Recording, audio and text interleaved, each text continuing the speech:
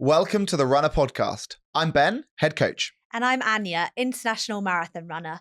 And we're proud to be the #1 rated running coaching service worldwide. We'll be having truly insightful conversation with truly inspirational guests, as well as bringing you tips and tricks for runners of all abilities. Today on the podcast, we had the amazing Oli Paterson, who's also known as El Burrito Monster on social media, and he has grown an enormous following making incredible viral food recipes. But not only that, he's now picked up running pretty seriously. He talks about finding the sport from a pretty unhappy place where he was drinking too much, gambling too much, and weighed over 135 kilograms. He then went and ran London Marathon yesterday with a huge PB. Enjoy the episode. Hi Ollie, how are you feeling this morning? Very good actually. I had over 7 hours sleep. I'm finally outrun the energy crash post-marathon. I have had an almond croissant for breakfast. I've had caffeine and coffee and water. And yeah, other than my really painful legs and feet, I'm pretty good. You're still wearing your medal, and we'll get on to London Marathon in a minute. But I guess we'll start right back at the beginning. What got you into running in the first place? Well, I started making food videos on the internet right at the start of lockdown. I was working a full-time job during the day. I was making these food creations all night. They were a bit wild and wacky, and I was eating them all.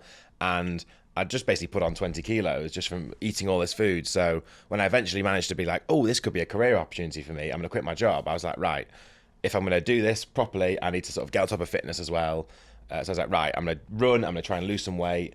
And actually, the actual benefits on top of that was like, oh, my mind works better now as well. So I was like thinking of better ideas. I was able to make more content. And actually, the success of my entire food career kind of hinged on the running stuff that kind of carried it in the background. So I started running, thinking it was about losing weight. And I did lose the weight, but then actually it unlocked all these other parts of my brain that I never really realized were there. So I started running about a year after that. So that was maybe March 2021. Signed up to my first half marathon in October 2022, the Manchester half, which I believe you've run, but maybe not the same one. Actually, I did another one a year later, so we maybe did that one at the same time, but you were probably quite a lot quicker than me. And just started signing up to a bunch of half marathons to be like, oh, this would be a fun little goal to work towards. And then eventually got round to signing up to marathons as well, which is ridiculously hard. Yeah. So I guess when you first started running to lose weight, had you ran and exercised and done sport before that? I did a bit of sport at school and uni, so I did a little bit of badminton, tennis, racket sports, and a bit of American football at uni.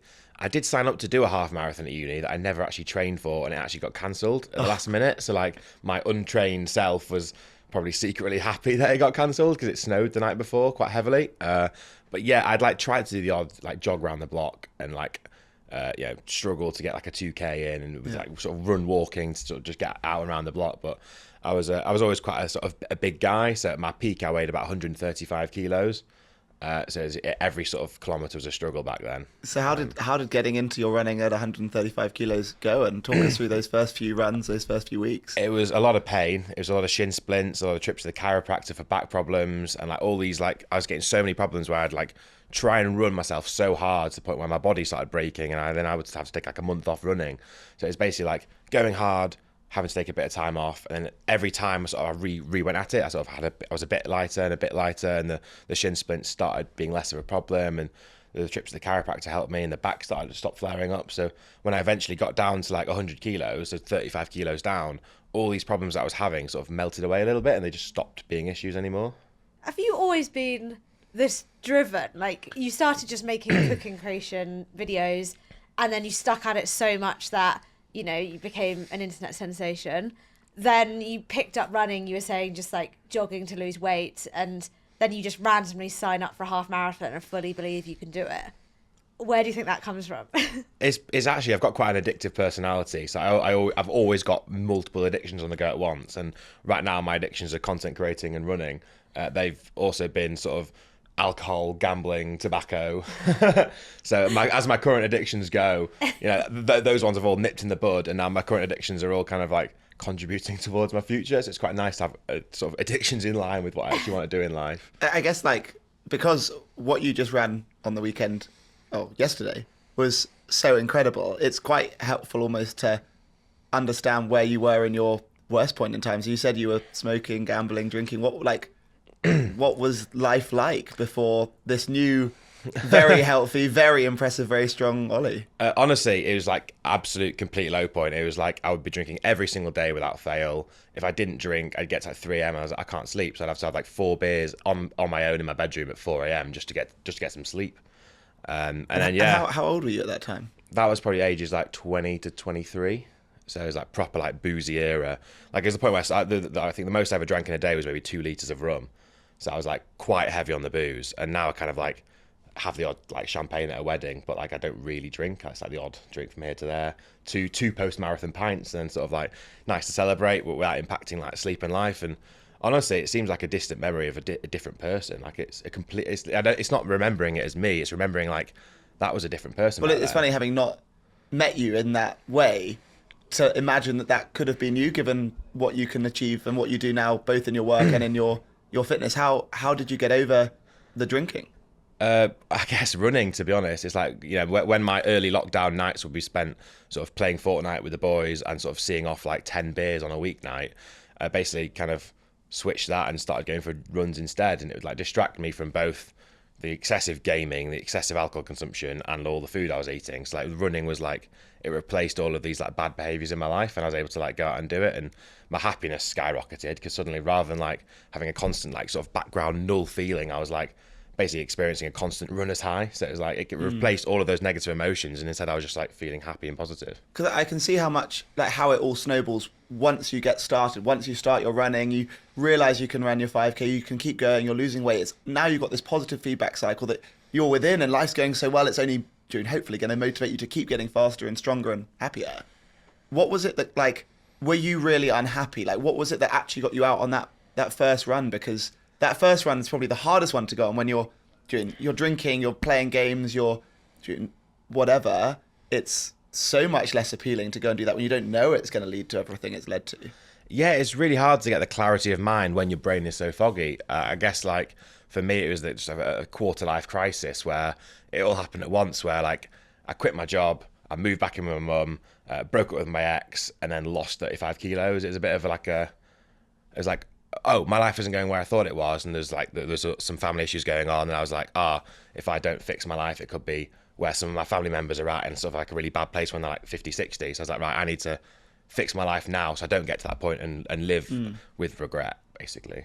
Yeah, thank you so much for like opening up about that. I had no idea, and you must be like such a strong person to be able to like turn it around like that. Do you think your mental strength is one of your biggest strengths, because you have some wild ambitions and you seem to just believe you can do things?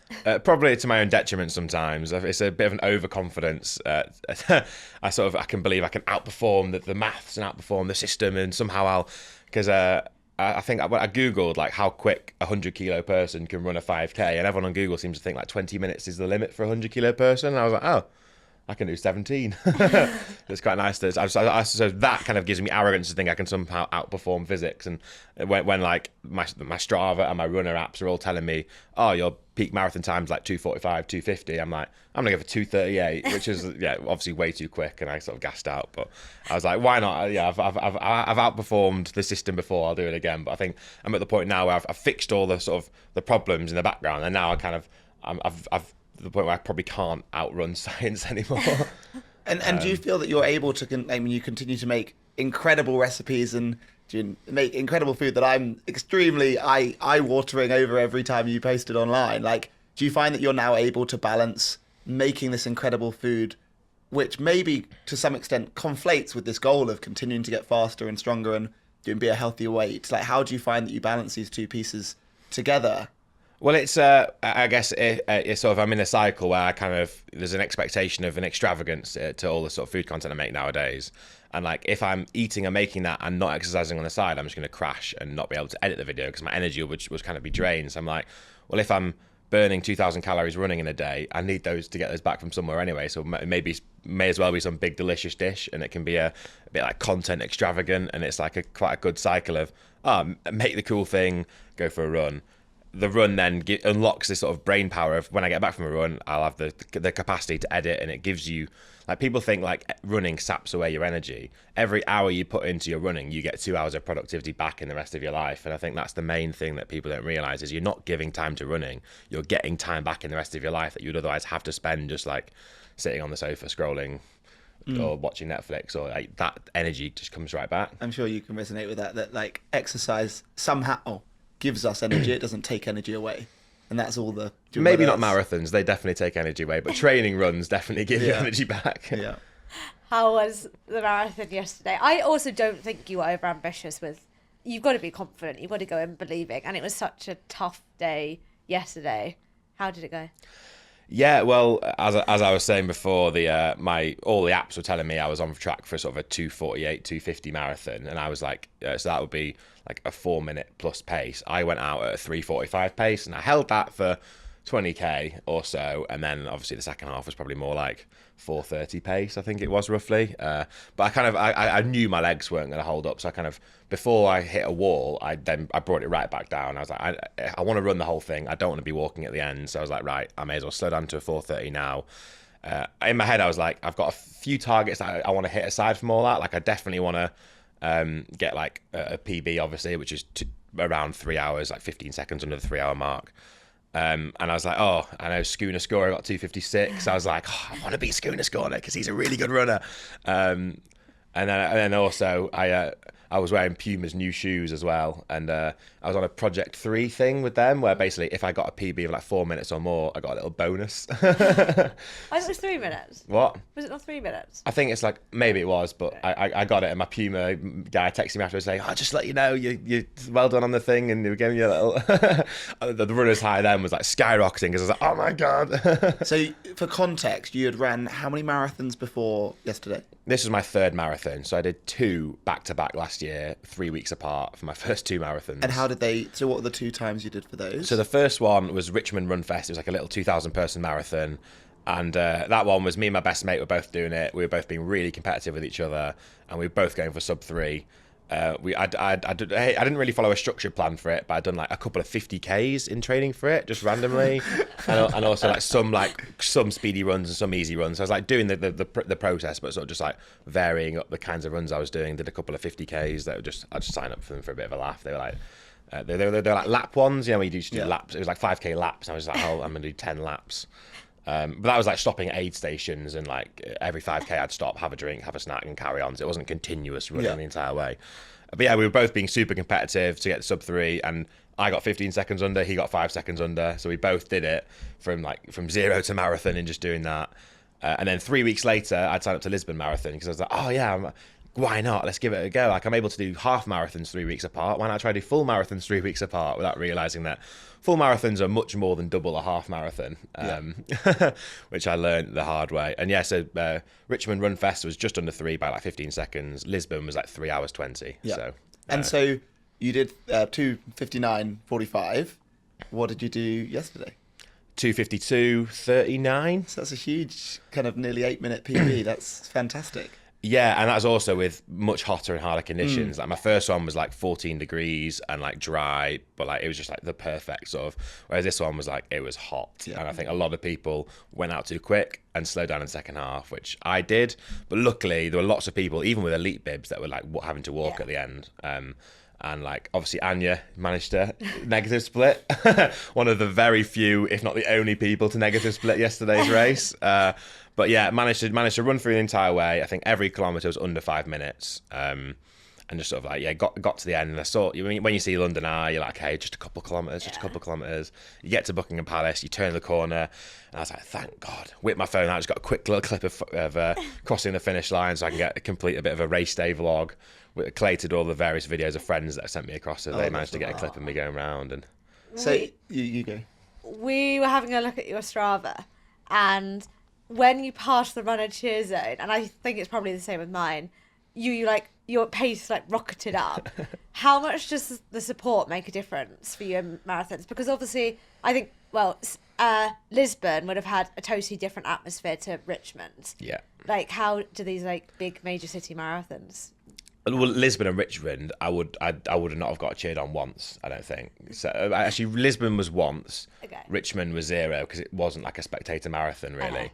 So whereas yesterday, I'd announced it on social media. I've been super public about it. I'd Oli and Burrito on my bib, and like I put my split times up on my story, so like 100,000 people saw that, and then everyone was like tracking it online. So I got loads of messages afterwards of people who were tracking it. The people who were in the early ones I would have been ahead of the time I said. The later ones, I was been a little bit behind the times I said. So there's a few minutes of leeway, and I was getting someone shout Oli or Burrito or scran every like 200 meters. It was hundreds of times I was getting shouted at, and I sort of that. I was so emotional by the end. Like the support, like you're like in a hole and you forget about all the work you put in. It all goes away. It just disappears from your brain, and like it gets grounded back to earth. Like you see a friend, or you see your mum, or you see your girlfriend, or whatever else, and like it just picks you back up. Although my arm did get tired because having to get thanks every 200 meters, but I think the benefits from the mental side completely counteracted the sort of the energy spent saying thanks to people cheering you on. And even like friends who I've not seen in years were like coming out to like watch it as well. People I didn't even know were watching, and they were like, "Go on, Ali!" I was like, "Oh my god, I've not seen you in like 2 years. Like, thank you." But yeah, it was so good. What a special marathon, honestly. Yeah, I did do some Strava stalking, and so I think your average pace was 4:02. Yes. But I zoomed in at the kind of 30-kilometer mark on your Strava. You went past us at, I think, 3:09. So you really got a big bit of adrenaline there. And I think it's those continuous adrenaline bumps that just get you through to that. I was so gassed at the Runna cheer zone. It was such a hype. I was like, let's go. No, it was amazing. And did the whole way through the run, you believed? Did you feel good? Or were there times where you were like, oh, I should walk? Like, how did you feel, especially in that second half when, like you said, it was getting really hard? How was your head? The last 10K, there were moments when I was thinking about walking. And I think every time I was thinking about walking, someone else would shout Oli. So I think literally the only thing that stopped me from walking yesterday was people cheering me on. I would have been walking without it. And a lot of people were. But yeah, I was just like, right, I'll slow it down a little bit. So I was doing like 4:30Ks. And I think at the end, I managed to get to just about 4 for like the last little bit around the corner. But my legs were on they were on their last legs, I guess. Do you think about Oli back when you weren't as happy before you'd started running, when you were going through a tough time? Do you consider that, and does it motivate you? It's mental, and a lot of people don't realise that's where I came from. I like, had no idea. I'm not some athletic person. You know, I wasn't sporty at school. Like I played the odd bit of sport, but it was like mostly badminton was my main sport. Wasn't particularly sporty at uni, and it just sort of like in the past 3 years I just was like, right, let's see what my body's actually capable of. Let's see what I can do. But yeah, a lot of people just don't. They see me as like, oh, he's doing well, he's successful, he's got this and that going for him.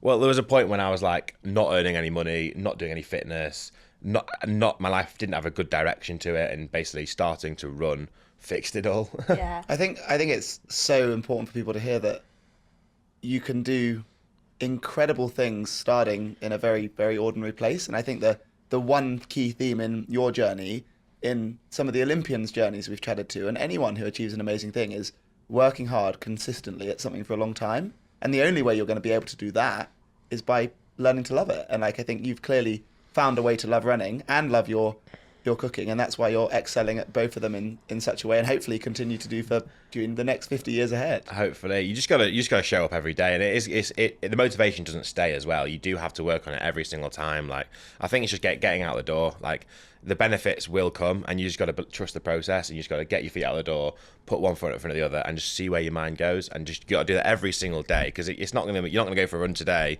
and suddenly tomorrow you're gonna like be super motivated to go for a run today again. Like, you've really got to work on it every day and just keep going, and you'll feel better and better and better and better, and it will get easier. But you do need to sort of really push yourself. Just get your feet out the door. Let's go. Yeah. I have a challenge for you. My friend, I think last year, tried to get the world record of the fastest marathon time dressed as a chef, and I think you could get it. I think it's just under sub-3. He didn't manage it because he didn't realise you also have to carry, I think it's like a 5 kilogram cooking utensil, like a pot. but I think you should do it. Would you be up for that? I'm 100% up for. There's a few I've been eyeing up marathon world records of ones that are doable, because there's some that like I maybe am uniquely tailored for. So anything that involves carrying a heavy object, because I am naturally heavier. Proportionally, your heavy object is less heavy. And I also spend my life in flip-flops. I was eyeing up so people have done a marathon in flip-flops really quick. Like people have done it in like 2 hours 20, 2 hours 30, but it's not been officially officiated by Guinness. So the quickest Guinness World Record in flip-flops is 3:37. Oh, really? So I don't want to publicly announce it because people are going to go for it. But I think 3:37. I spent my life in flip-flops. I've seen some very fast ones on Instagram that I assume that had really come down, but they haven't officially done it. Guinness, yeah. When you on the Guinness thing, it's still 3:37. So even though people have done it way quicker, so I might sneak that one. Ski boots is 5 hours 40. I saw someone did that in Paris. The Paris one was they did it in 6:30, so it was a phenomenal effort. But yeah, the world record still stands at 5:30. But seeing his toenails afterwards kind of put me off that one. I think there's a new one that's coming out where everyone's starting to wear Birkenstocks. I don't think anyone's taken a Birkenstocks marathon down, so that could be uncharted territory. Yeah, but maybe I'll go for more one that involves carrying a weight, because that's one that I probably am more likely to be able to do a good shift in. I feel like flip flops, you're best off being light. Yeah. Well, they've now got the carbon flip flops. Yes, I wonder, does that count? I don't know what the rules are. We'll have to Google it. I think probably the definition of a flip flop doesn't rule out carbon fibre. No, I would it imagine. doesn't. Well, I'll drop Guinness a DM and see what they're saying. There's probably another opportunity for us, Anya, which could be the fastest marathon while live recording a podcast. Oh, yeah. The only challenge could be for fun. the team behind the camera as to how they managed to organise that. That's so true. This should absolutely be done. You've got to do it, guys. We'll order it. Can I ask one more question from me? Yeah. How does your audience take your like kind of transition into running content? Because a lot of them followed you for cooking content at the start. Do they, receive it well? Well, it kind of coincided where like I was obviously doing all this running behind the scenes. I didn't put a peep about it on social media. But then like when running started becoming like so huge on social media, I just thought, well, I'm doing this on the background. Why don't I share it as well? I think my first ever running video on social media was just a day in the life running the Wings for Life World Run with like the Red Bull one, and that I did 28k that day, which was by far the first I'd ever run. And I think the video got like sort of 5 million views, and I was like, oh my god, I can post about not cooking and it does well. I think because what people don't realise is everyone's got such varied interests, and like end of the day, if I've got a million people on Instagram who follow me for food, well, 300,000 of them probably do a bit of running as well, so they might be interested in that too. So I feel like because running is surging in popularity, it means I can kind of share that side of my life as well. So I'm trying to share that, and maybe a bit of skiing stuff, maybe a bit of that, because why not share your entire life? People get a bit of a deeper connection with you as a person, they understand more about you. So, and it's going down really well. Like it's harder to make the content as engaging as food, because it's like the food is everyone, running is like 30% of those people, but the algorithm kind of tails it towards the right people anyway now, so it won't show it to the non-running people. So if you don't run, you probably just won't get recommended that content, but there's enough people who do run that they'll see it, sort of thing. Yeah. And I guess looking ahead, you've come such an enormously long way. What do you want to achieve both with your work and with your running looking ahead? Well, my 3-year goals so I've written down on a notes app. I'm gradually ticking them off. So I had a sub-3 marathon in there, which I got it quicker than I thought I would, to be fair. I was expecting it would take another year or two to get there. But I've also got a world record in there. I want to get our world record. But potentially there's one with food in the go, which I can't disclose just yet. It involves a size-related food item, the world's biggest something. Oh, to cook the world's biggest something. To cook the world's biggest something. I thought you were going to say to eat the world's biggest something. No, I'm good at eating, but not that good at eating. So some of those people who can eat can really eat. I'm no beard. I can eat like sort of a burrito this big, but I can't eat a burrito this big. So there's levels to it. But yeah, making the world's biggest something. And then also I've signed up to my first ultra in June, so that's my next running thing. 100k down Hadrian's Wall, ending in Newcastle. Wow. But I'm gonna take it really slow and have snacks, and it's gonna be a different thing to marathons altogether. Just sort of see what my body's capable of, basically. Yeah. Wow, that is incredible. Well, huge good luck, and it is incredible to see you fly past us yesterday, especially knowing where you started with your running as well. We're going to segue off to Steph with our coaching tip of the week. Whenever you have a tough session or a run just doesn't feel as easy as you like, remember you're not alone. Even professionals have bad days too. When you have these sorts of sessions, just focus on the effort, bank the workout, and remember it still counts. Thanks for that, Steph. I'm going to bring us back with our discussion for the week. Lots of people think balance is about moderation, but sometimes chasing big goals takes real extremes. Do you think true balance is possible when you're pushing yourself this hard whilst also continuing to have such a large presence on social media, creating all your crazy meals? Well, it's work hard, eat hard, play hard. So like, as long as you're balancing out the eating with the exercise and the fun, you end up still being happy at the end of it. So yeah, do lots of everything, and it all balances out. Because some people say there's that triangle where you can't have like a good work balance, like family, relationships, and sport. But you think you've got a good... Well, there's certainly elements of like I'm in a very privileged position where like I don't have a full-time office job, and like if I'm super busy with other stuff, like I can sort of social media, I can repost older videos. So it's like when I'm super busy or if I'm on holiday, I'll just like go back to 6 months ago, copy and paste the project across, slightly tweak it and post it up, so I can sort of repeat work when I'm super busy. So I'm very privileged to be able to do that. But it's obviously harder when you're working a full-time job to be able to balance all these things. And I've got full-time control. So if you don't, then maybe go a little bit easier on some of the other things. I think also balance is a really interesting thing because we all have different values. And so I might be able to feel really balanced where I don't drink, so I don't need to be partying, and I don't have a huge social quota. So for me, I can tick my kind of like social buckets, partly because I do so much social interaction through work. So I've got the work bucket ticked, work hard. And then I probably only need to do 1 or 2 evenings with friends or partner or family, and I'm feeling like my social bucket's filled. And then I also need like probably like 10 activities of exercise to feel like that's filled. And like for me, that makes me happy, makes me feel balanced. If you put someone else in my shoes, they'd be like, he's overworking, he's overtraining, and he's got no friends, or whatever it is. So I think the key to getting balance is understanding what balance is for you, and not feeling that you need to spend 33% of your life in work, 33% of your life in exercise, and 33% of your life with friends. And with that in mind, like you probably spend a lot more time doing your elements than what you would want, and you might not feel balanced living Oli's life. And again, if either of us ran Anya's life, we'd feel like we're doing too many laps of Battersea Park. So like balance is different for everyone. I think the key is to work out what it is that makes you happy for a week or for a month, and then to try and keep doing that for a long time. And the way to be succeeding is to be finding balance that makes you happy, and that will make you succeed in them all. But I think also we have to recognize that to succeed, we have to challenge ourselves. And with that in mind, we probably have to compromise in areas. And sometimes you'll be right before the marathon, and therefore maybe a little bit less socializing, a little bit less partying, and maybe a bit more training. And then actually you celebrate, you can dial back on the training and dial up in other areas. So it's also not one balance for 365 the days a year, and it's instead ebbs and flows based off how it's all going. How do you feel balanced at the moment, Anya? I do. For the first time in quite a while, I feel like it's taken a while, but I've never thought about it like that, and I really like that it's not 32% of each of them. I feel really level at the moment, which is good.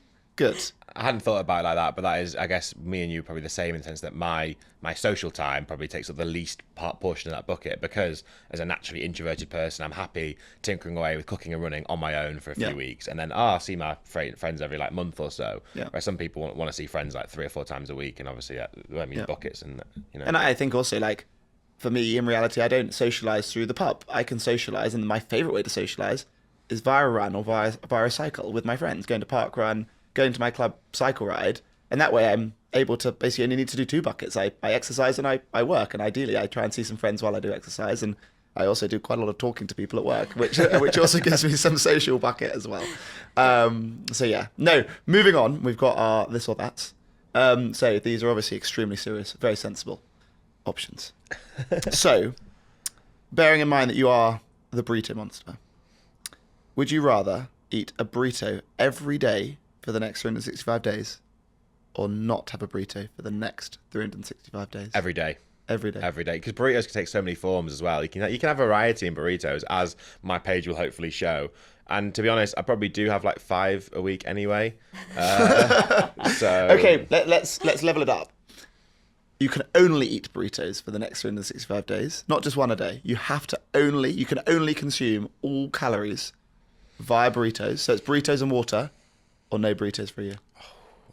Probably no burritos for a year. I feel like I would go insane, and I'd lose the love for it. You'd have to make little burrito. I know you were telling me about this. You have to make little burrito energy gels for your ultra if you did that as well. Yeah, or I'd get a dog, and I'd do like doggy burritos, and I can make the burritos, and the dog still eats it. So maybe you can still content burritos, but where I'm not having to actually consume them. You'd have to have a big dog. Seen your meals. Well, I've been googling dogs because I want to get one soon, and I was just basically wanting to get one where they can run like a half marathon with me. So my breed of choice would be an Aussie Shepherd, I think, because they can run quite far. Maybe we'll have to do a deep dive in the dog recommendations from your research, because I'm sure other people listening at home will want to know runners' recommendation of the best running dog. Yeah. Yes, actually, that'd be cool to see. So we'll have to have that as a follow-up special episode. Comment down below what the best dog for running is. Yeah, absolutely. We want to know.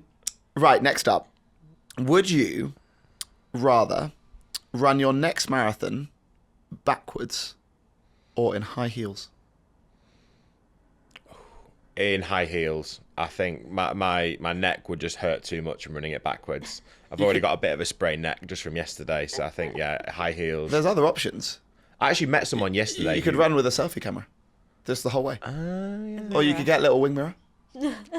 I think it'd be a funnier bit for content to do it in high heels. And actually, there's a guy at the Runner event who did it in high heels. He's run like something like 370 marathons, and he did one in high heels in Chicago. Oh, wow. He was at the Runner HQ, the Runner pop-up thing, and his feet looked horrendous afterwards. But I think that'd be a funny bit. Have you ever tried to run backwards? Like for more than like 100 meters? No. It's extremely tiring. As in, it can be quite productive to like go backwards up a hill when you're really tired or whatever, because you like change the muscles around. But running backwards is so hard on your calves. I tried to. Well, I think one time I was going to do parkrun and all my mates were really hungover, so I was like, see if I can run it backwards with them. I got like 4K and I had to turn around. It was so tiring. My calves were just on fire. So I actually think you did it for 4K. But it was like a comfortable pace. Still, kudos. Yeah, well, didn't quite make the full park run. We'll have to do a backwards 5K race and see how we stack up, and you can wear heels. Are you backwards or heels? Heels. Are you often in heels or? Not anymore. I've got 2 bad bunions from running. There's probably an element that carbon shoes are heels. and like they limit how high they can be because it'd be too much of an advantage. So there's probably the right engineered high heel could be an advantage. Mm-hmm. Yeah. We'll work on that one when we're not building running plans. Finally, yesterday, you ran the marathon. You did your PB, but it was really hard in that second half. Would you rather have had to keep going to the 50-kilometer mark, but you get your medal, you get your time, or you get to stop at 42.2 kilometers, but your time reads 3:15? Keep going to 50. It would have hurt, and that's probably double the effort of the marathon, honestly. But yeah, luckily over all this stuff I've done, I've built up this like mental grit where I'll just push my body till it breaks. And yeah, I would do that again. Yeah. You'd have had a victory 8K lap at least. Yeah, exactly. And maybe laps of like sort of the Buckingham Palace and St James Park where like the crowds are insane. You know, at least you're just getting cheered on. And What about you, Enya? Yesterday, I would have carried on running, but most marathons you couldn't pay me to run like 2 meters further. Fair enough. I mean, I probably ended up walking around London for about Yeah. 5K afterwards. I got lost in St James Park and then doing a lap of that before getting to the Runner HQ and then sort of walking around. Well, I guess a Soho lot of elites will do a 2-minute jog cool down, so they may be doing their 50K in the day anyway. Have you ever done that? Are you No. John cool down? No. Our last question that we like to ask all of our guests. Oli, if you were describing or creating your dream race, what would it be? Where would it be? What food and drink are you having at the finish? And who's presenting you with your medal? It would be a 15K trail run up my favourite mountain and down in Wales called Tryfan. Okay. I would take little inflatable stand-up paddle boards to put out on the lake at the bottom at the end. I guess it's less of a run, more of a climb. It's quite a steep mountain. There's like a bit of rock climbing in the middle. Okay. It'd be up that, down, you go past Australia Lake on the way down. Every now and again there's herds of wild horses that you can run past on the bottom. So you can run past little herds of like Shire ponies type things that are wild. You can give them a little stroke on the way down.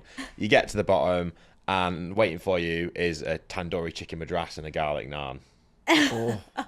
And who would commentate it? And then where does Ramesh. where oh, well, that would be, Ramesh he gives you Ranganathan. your award. He gives you the award. And where does the stand-up paddleboard come in? Sorry, is that like for you to go and bathe? Just to go out afterwards, and, or- yeah, basically just going out and sunbathe. And is that with your curry, or you eat the curry on land? I think and then you eat the go for curry on floats? land because I think you get a bit Okay. sick. You have the curry, then you go out and just sort of push yourself out from the edge on the thing and just relax. It's a completely flat The lake. paddleboard could be part of the race. That could be like a You got to go across the duathlon. lake at the end to Yeah. get to the Ramesh is on the other side with a medal. You got to paddle across to. Yeah, we'll do that. Yeah, Wow. The last thing I'd want is a curry at the end of a big race. I just love curry. Do you have your appetite at the finish line? It takes me a little bit, I think, but Then it comes. actually, I was having gels on the finish line yesterday because I had 3 gels left. I probably under gelled, but I over carb loaded and avoided the wall. Luckily, so I gelled up just sort of replenish my energy stores a little bit. I don't think I've ever had something with a gel on the finish line. Normally, people are like, I've had enough sweet foods. I want Never again. never want to see a gel for the next 6 weeks. But It was tactically avoiding the energy crash, I think. Okay. Well, you seem like you're in great spirits at the finish line, so something worked. Well, thank you so much for sharing your journey, sharing your story, training so hard, and having the most incredible run yesterday. And thank you so much for joining us on the podcast. Thanks for having me on. It's been fun. Today's podcast is powered by Runna. Runna is the #1 rated running coaching service worldwide. And whatever your running goal, whether you're looking to do your first 5K, improve your time over the 10K, or even run a marathon or an ultra marathon, we'll build you the personalized training for you to help you get there and enjoy the process along the way. If you want to download the Runna app, you'll get 2 weeks for free with code podcast25.